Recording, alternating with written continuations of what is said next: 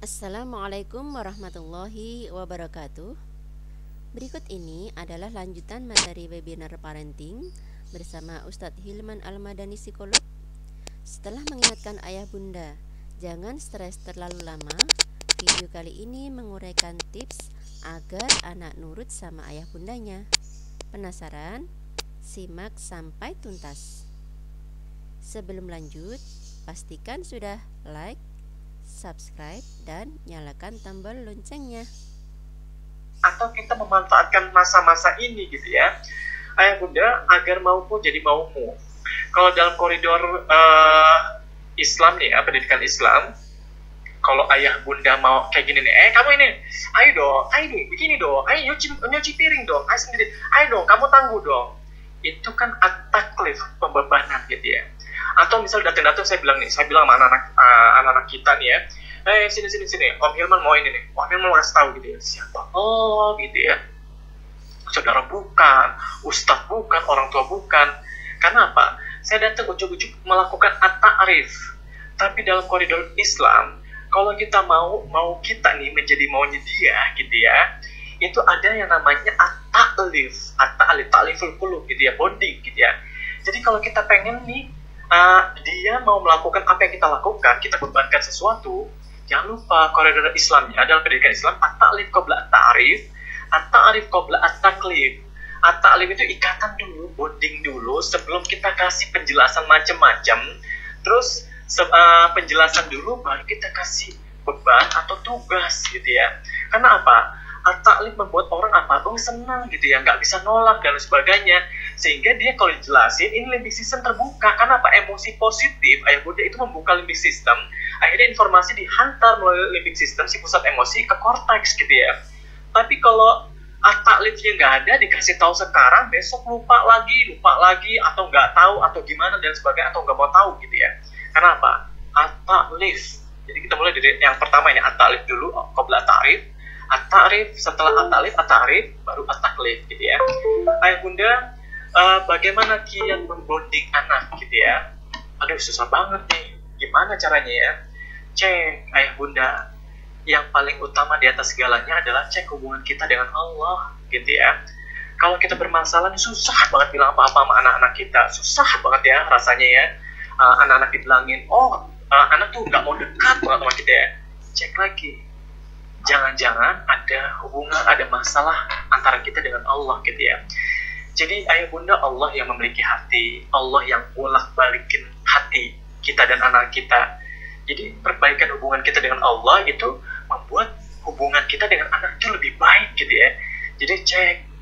Jadi kalau misal ayah bunda baca salah sabab ya ayyuhalladzina amanu taqullaha wa qulu qawlan sadida. Jadi takwa dulu kepada Allah, baru kita ngomong yang baik-baik dengan anak-anak kita gitu ya. Jadi yang paling utama adalah perbaiki dulu, cek hubungan kita dengan Allah, jangan bermasalah ya. Ketika bermasalah, setelah ada perbaikan, insya Allah sih ada perbaikan juga dalam hubungan kita dengan anak-anak kita gitu ya. Nah, setelah ayah bunda, setelah kita berdamai, terus kita ada hubungan dengan Allah gitu ya, cek lagi nih, jangan-jangan kita belum damai dengan diri sendiri. Ada masalah apa?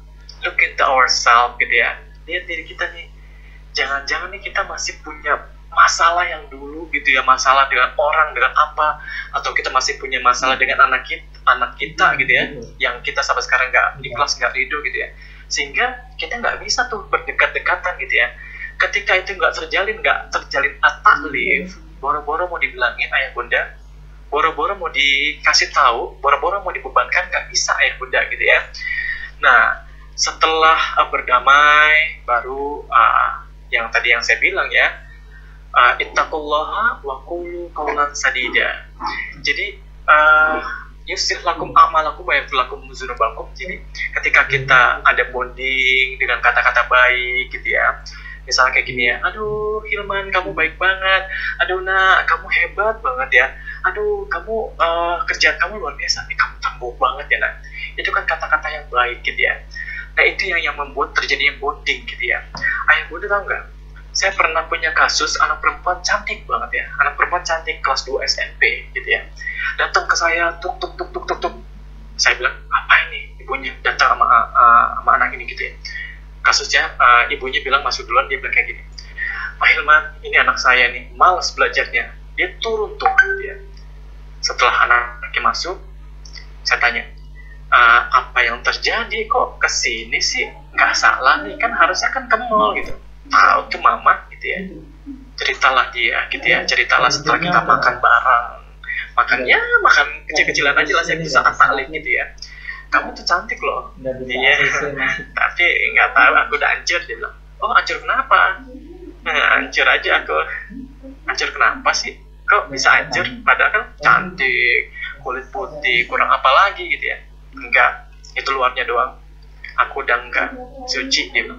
Oh, ya maaf ya kalau ini sepertinya privasi, gak apa-apa kok, tapi jangan bilang-bilang mama aku ya. Oh, jangan bilang-bilang mama, jadi mama nggak tahu ya. Ayah bunda, bapaknya bos, bisa ngebeli semuanya gitu ya. Dia di waktu itu dibekali iPhone gitu, iPhone. Temennya ini dia bilang jelek, hitam dan sebagainya, bukan pacarnya, tapi temennya ini suka kayak gini, lu cantik banget, mata lu bulet, bulu mata lu tuh lentik gitu, gue tuh seneng deh ngeliatin lo kayak gini gitu ya.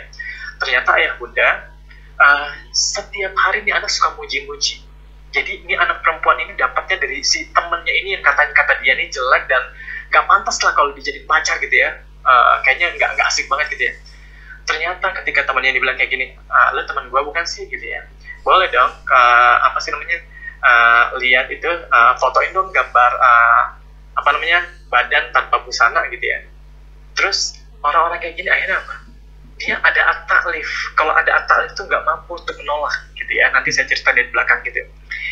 Gara-gara apa? Gara-gara kata-kata gitu ya. Risto memberikan kata-kata baik gitu ya, kata-kata pujian itu memicu oksitosin, bonding hormon itu untuk mengeluarkan zatnya gitu ya.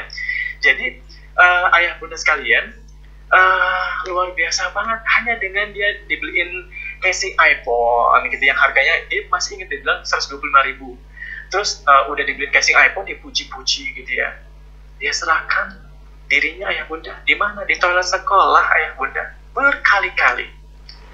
Saya bilang, wah luar biasa ya, ternyata kita nih kalah cepat sama orang-orang yang bisa menggasak anak-anak kita nih. Jadi pujian-pujian itu harus keluar dari kita nih, para ayah dan bunda, khususnya kalau anak perempuan tuh para ayah. Jadi kalau para ayah itu cinta pertama anaknya yang ayah ya apa sih gitu ya. Jadi bicara yang baik dan benar ini akan memicu oksitosin untuk keluar, jadilah bonding hormon terjalin antar kita dan anak-anak kita gitu ya. Oke. Oh ya Allah, susah banget ngomong. Ya udah kalau ngomong nggak bisa ya bahas satu buah aja gitu ya. Waktu itu saya bahas tentang komunikasi sama Ustadz Waskito dan teman-teman guru gitu ya. Itu ternyata ayah bunda, kalau ngomong nggak bisa gitu ya, lakukan apa? Bahasa tubuh gitu ya. Kenapa bahasa tubuh? Karena bahasa tubuh menyampaikan 55% dari apa yang tidak tersampaikan oleh kata-kata gitu ya. Dan untuk membonding, bahasa tubuh yang paling luar biasa apa? Pelukan ayah bunda. Karena apa? Ada hormon bonding atau neurotransmitter di otak itu namanya oksitosin gitu ya. Untuk oksitosin untuk perempuan, vasopressin untuk laki-laki, itu keluar setelah 20 detik pelukan. 4 kali aja dalam sehari. Itu anak kita nurut tuh, kayak burung dara dieremin gitu ya, di kandang selama berapa minggu gitu. Dia balik lagi gitu ya. Jadi ayah bunda, kalau kita nggak bisa ngomong-ngomong baik, muji kayaknya keluh nih, anak sendiri dipuji gimana sih, susah banget gitu ya. Oh, lakukan aja pelukan. Sebelum anak-anak ayah bunda beranjak pubertas, masih boleh dipeluk-peluk, banyak-banyakin aja dipeluk-peluk gitu ya. Karena begitu anak kita pubertas, itu apalagi yang laki-laki ya, itu beda banget gitu